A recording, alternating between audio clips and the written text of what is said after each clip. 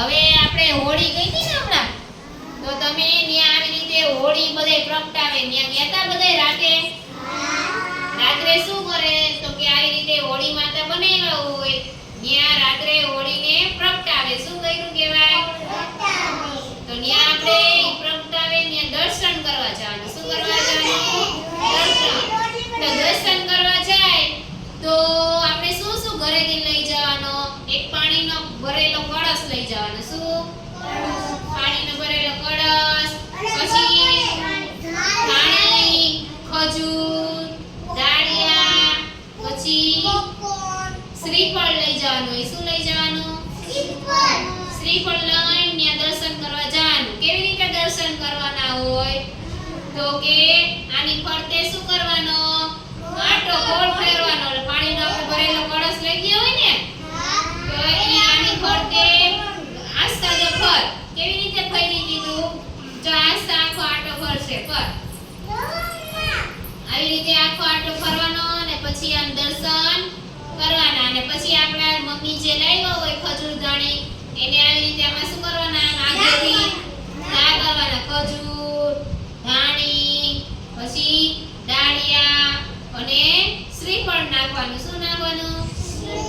અને પછી આવી રીતે આમ દર્શન કરીને આપણું આખું શરીરને શું કરવાનું? તપાવવાનું. શું કરવાનું? એટલે આપણે આખું વર્ષ બીમાર પડીએ નહીં. પછી હોળી માતાના દર્શન થઈ જાય પછી ઘરે જઈને જમવાનું. શું કરવાનું?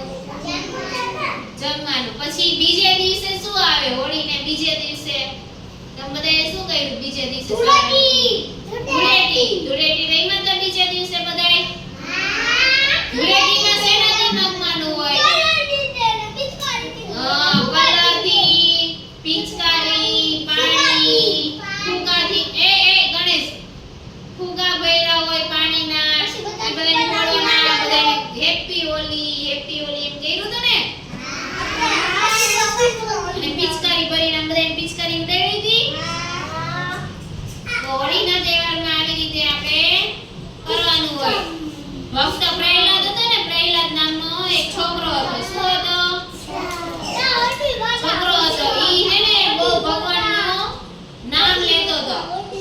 ઓમ વાસુદેવ નમો એમ નામ લેતો હતો. તો એને પિતા હતા ને એના પિતાશ્રી એને ગમતું નહોતું કે આખો દી ભગવાનનું નામ લીધા કરતું હતું. એને ગમતું નહોતું તો ઈ પ્રહલાદને એને ક્યાં બેહાડી દીધો?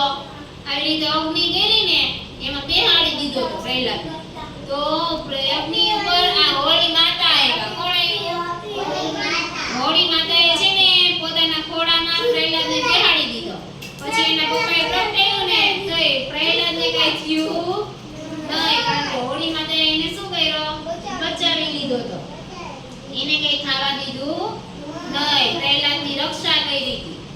એટલે આપણે દર વર્ષે હોળી માતાની શું કરી છીએ? પૂજા કરીએ છીએ.